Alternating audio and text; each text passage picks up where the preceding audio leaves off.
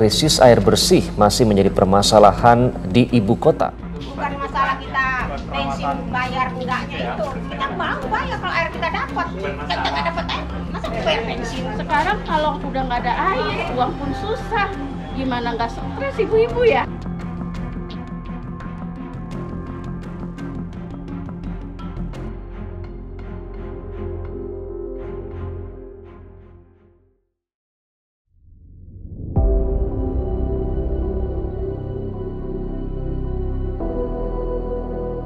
Jakarta sebagai kota besar tidak lepas dari berbagai persoalan. Salah satunya adalah air bersih.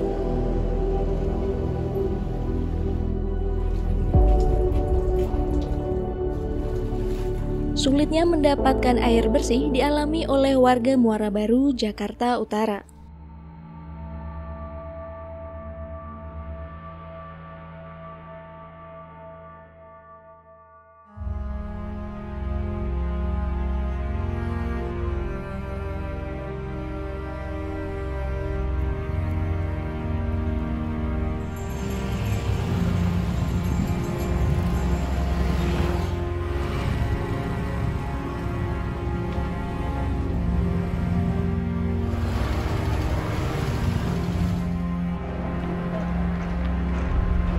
Salah satunya dialami oleh Ibu Sugiyarti, warga Kampung Kembang Lestari, Muara Baru, Jakarta Utara.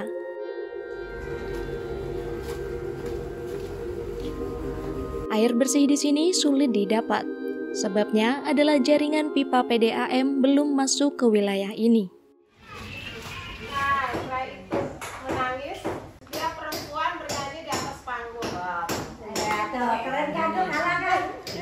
Kalau bahasa Inggris itu ada namanya past tense. Caranya subject plus regular verb plus ed. Kalau kata-katanya regular. PDAM tidak melayani wilayah ini sebab warga tidak memiliki surat legalitas tanah.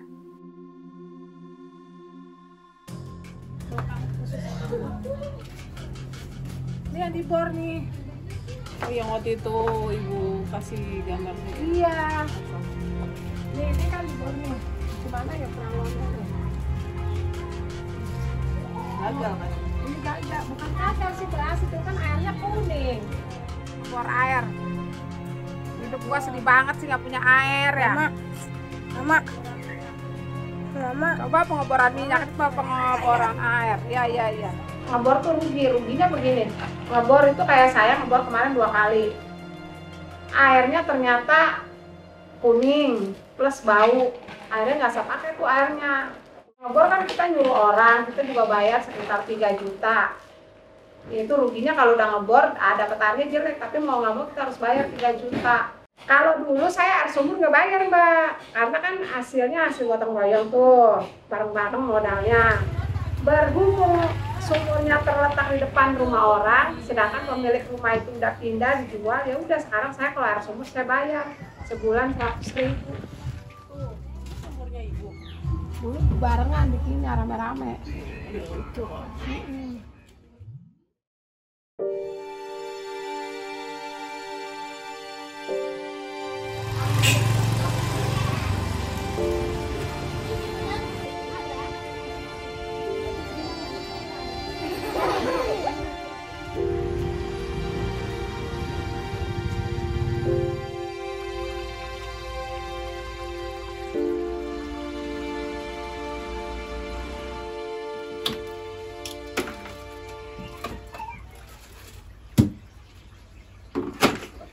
Syukur aja Mbak punya air sumur daripada nggak punya air ya kan. Master meter kan ya ada air bersih, tapi kan master meter mahal. Di sini hanya ada layanan master meter. Master meter adalah sistem distribusi air dari PDAM yang dikelola oleh individu atau kelompok masyarakat. Saya itu pernah pakai air pam master meter. Saya lupa tahunnya, tapi saya berhenti pakai master meter itu waktu zaman COVID kedua. Masa bayar air 1 bulan 600.000 selama 3 bulan berturut-turut. Sedangkan saya biasanya umumnya cuma 150 per bulan. Udahlah saya pakai sumur aja, kata saya. Soalnya meterannya kalau mau diambil ambil aja, udahlah nggak apa-apa, saya penting saya putus gitu aja.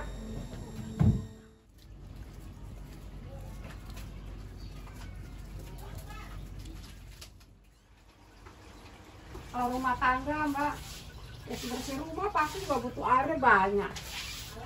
Master meter kan nggak tiap 24 jam saya mengalirnya, sewaktu-waktu doang. Apalagi kalau saya kerja kan siapa yang mau nyalain air?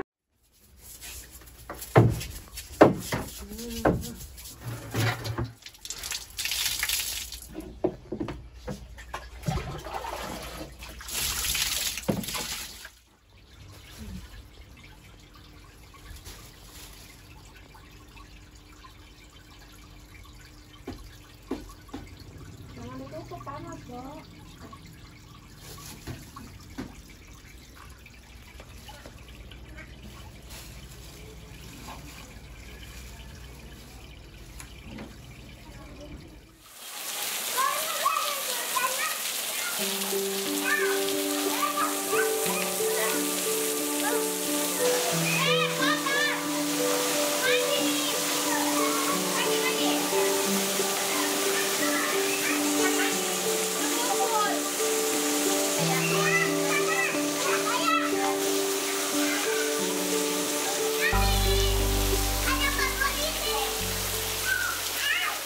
Tak hanya di Muara Baru, kesulitan air bersih juga dirasakan oleh Ibu Warniti, warga Kalibaru, Jakarta Utara.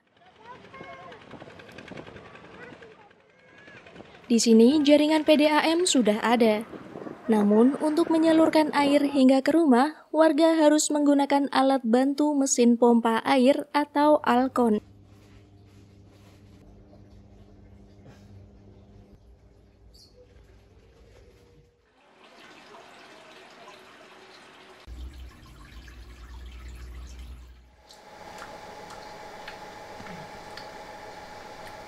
Sampai jam 10 pagi juga nggak bakalan nyala kalau mesin alkoholnya nggak dinyalain mah depannya, Mbak. Air ini. Mesinnya nyala, Bu ya? Iya, mesinnya nyala. Jadi dari depannya tuh alkoholnya mesinnya belum diisi bensin, belum dinyalain. Jadi pam di sini nggak nyala. Saya harus nyetok blong ini biar buat mandi, buat masak gitu. Cuci piring, cuci baju. Air di sini kayak gitu sistemnya udah setahun.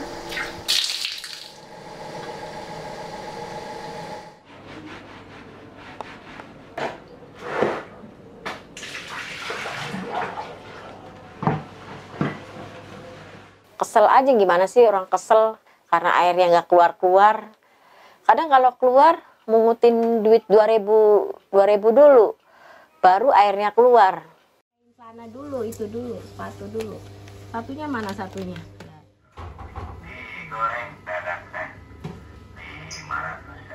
Kita mau menuju ke mesin Alkon ya, Dek. Buat nyalain air. Udah lama, dapet setahun. Dulu-dulunya mah enggak. Ngomongnya masih airnya enggak naik gitu.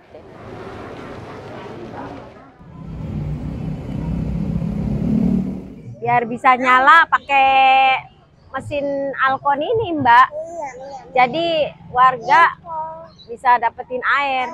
Sebenarnya kita harus isi bensin dulu. Baru bisa nyala airnya. Kalau mesinnya Alkonnya nyala, kadang masih rebutan air tuh. Kadang saya ntar aja lah kalau udah jam 1, jam 2, kadang kan nggak rebutan. Terus kalau misalnya mesin Alkon itu nyala, kadang saya ngeliatnya di grup air. Saya punya grup air di Kalibaru. Kalau ini tempat penjualan air, hidran air. Kalau misalnya warga sini nggak nyala, airnya kita beli di sini, di Payanto. Hidran adalah kios penampungan air yang sumbernya berasal dari air PDAM. Per drigen 5.000, tapi kalau aman dorongnya jadi 10.000. Saya kan harusnya kan tiap hari aturan harus dapat air. Taruhlah 24 jam saya harus dapetin air. Soalnya kan saya kan bayar pumpnya kan sebulan saya harus bayar 180. Kita bayar terus, kenapa airnya nggak ngalir-ngalir gitu di Kalibaru. Di Indonesia hak atas air itu sebenarnya udah ada di pasal 33.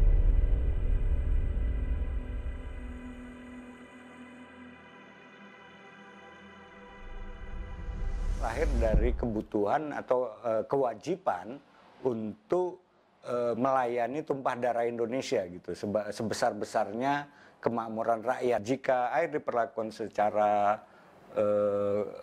komoditas layaknya komoditas perdagangan, akan timbul sebab-sebab yang sulit diantisipasi, termasuk problem-problem ketimpangan, diskriminasi layanan, terus you get what you pay, hanya orang yang punya duit yang bisa. Itu kan merontokkan fungsi konstitusi dan fungsi negaranya. Krisis air bersih ini berdampak bagi kehidupan seluruh warga. Namun dampak terberat dirasakan oleh kelompok perempuan.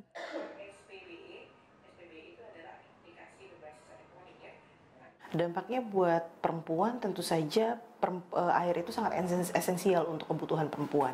Untuk kebutuhan spesifik ya, kalau misalnya untuk kebutuhan yang pada umumnya kan kita biasa melihat air itu sangat dibutuhkan untuk mandi, cuci, dan lain sebagainya, itu dibutuhkan oleh laki-laki dan perempuan. Tapi perempuan itu punya kebutuhan yang sangat spesifik, yaitu adalah misalnya untuk kebutuhan kesehatan reproduksinya, untuk kebutuhan dia melahirkan, untuk kebutuhan dia menyusui, itu semua harus dalam keadaan higienis dengan sanitasi yang bagus. Ayo bangun dah, ayo bangun, kita mau ke kolongan. Yuk mandi ayo cepetan, warawiri lah, udah jam 9. Saya dagangnya di kolongan Kalibaru, jauh dari rumah. Aktivitasnya ya saya pagi-pagi belanja, habis belanja nyiapin buat dagang.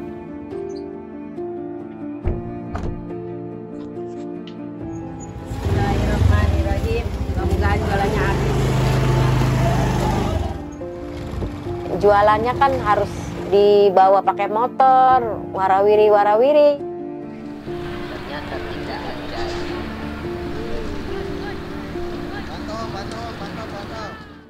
Jadi ketika air tidak bisa diakses dengan mudah, maka itu juga akan menambah beban bagi perempuan. Mengganggu pekerjaan rumah, mengganggu buat kita dagang. Air nomor 1, penting banget gitu. Kalau airnya nggak jalan, punya bayi kan saya kan harus mandiin, harus nyebokin. Utama tuh ya baby gitu, ya kasihan gitu kalau misalnya airnya nggak keluar gitu.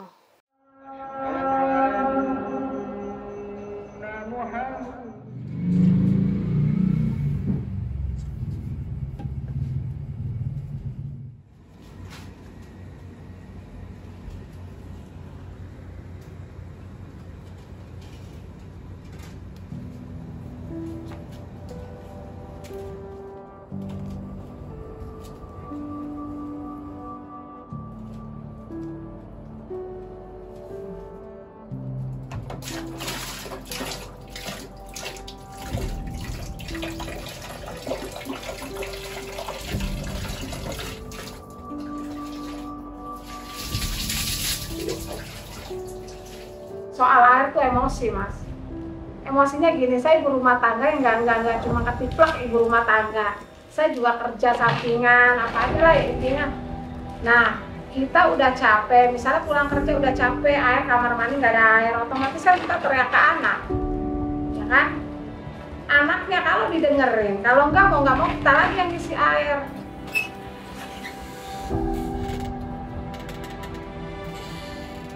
Si Alen suruh isi air ntar.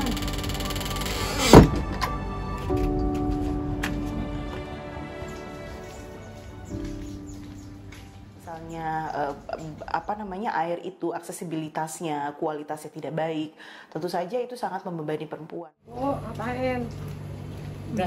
Iya. Perempuan harus bekerja. Dalam kondisi yang normal saja, perempuan itu bisa bekerja bahkan 17-18 jam satu hari. Begitu dengan beban kerja domestiknya dan juga beban kerja di luar untuk mencari nafkah keluarga dan lain sebagainya.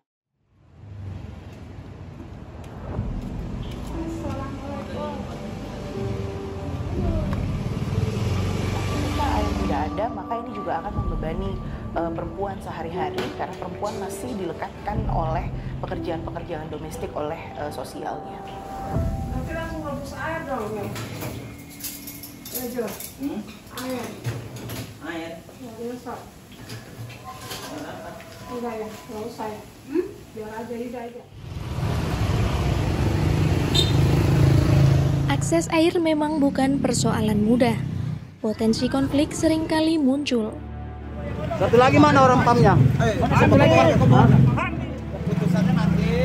Petugas PDAM yang berusaha melakukan persiapan pembuatan jaringan justru dihalangi oleh pengelola master meter. Ini terjadi sebab pengelola master meter tak ingin penghasilannya hilang jika PDAM masuk. Dulu nggak berani, orang gugat soal air aja, itu pasti pulangnya nanti diintimidasi. Sekarang udah teriak-teriak, udah berani mereka. Nanti coba bajunya kayak apa, Dad? Ini maksudnya, Kak. Ini kaos khusus untuk penggerak air bersih yang udah berjuang untuk air bersih biar masuk ke Kembang Lestari. Sampai sekarang yang demo, yang menggugat di Mahkamah Konstitusi, menggugat privatisasi air di Jakarta, itu perempuan-perempuan mama di kampung kota ini. Kampung Kembang Lestari itu salah satu kampung prioritasnya Pak Jaya. Saya tanya prioritasnya, kenapa kriterianya prioritas? Nanti justru kampung-kampung lain yang sama gitu. Assalamualaikum.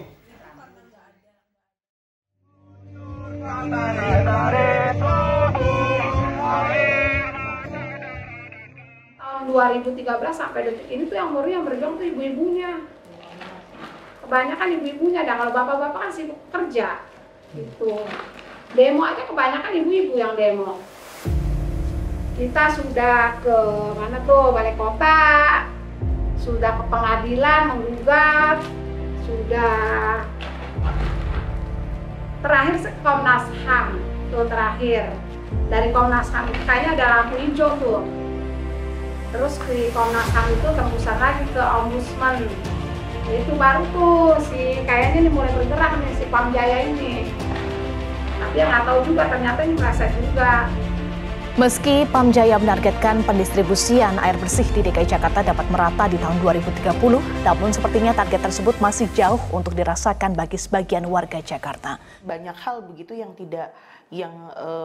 ketika posisi perempuan itu punya kebutuhan yang spesifik dianggap menyebutkan masyarakat itu sudah bisa mengakomodir kebutuhan perempuan. Jadi sangat mengeneralisir. Itu juga yang kemudian membuat kebijakan-kebijakan kita jadi tidak bisa spesifik melihat kebutuhan perempuan.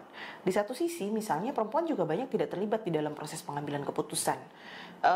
Konsultasi-konsultasi yang dilakukan itu tidak melibatkan perempuan secara spesifik. Saya pikir harusnya negara punya ruang untuk bisa bagaimana menangkap aspirasi perempuan. Tadi bantu air bersih ya dari zaman dulu, Mbak. Dari tahun berapa kemarin pemilu 2019 saya begitu juga, sama aja. Jong. Intinya mah namanya orang tinggal di kampung kumis, kumuh dan miskin, itu harus berjuang sendiri, harus ada kesadaran warganya.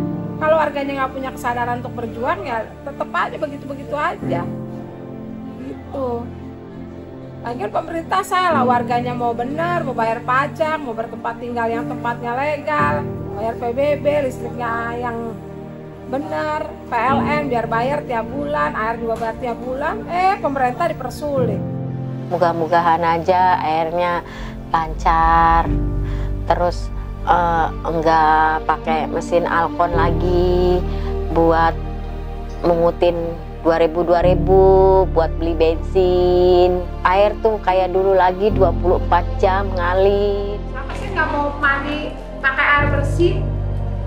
Masa ya seumur hidup mau mandinya pakai air sumur terus? Kita kan juga nggak tahu, Mas. mungkin saat ini saya pakai air sumur sampai berapa puluh tahun, sampai ini saya sehat-sehat aja.